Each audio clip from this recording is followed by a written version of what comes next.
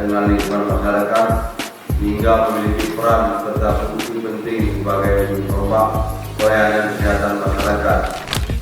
Pada tahun 2023 hingga Februari 2024 yang lalu, salah satu dukungan kami berfokus pada peningkatan fasilitas dan layanan air bersih, sanitasi dan hygiene atau biasa disebut atau disingkat WOS di 14 puskesmas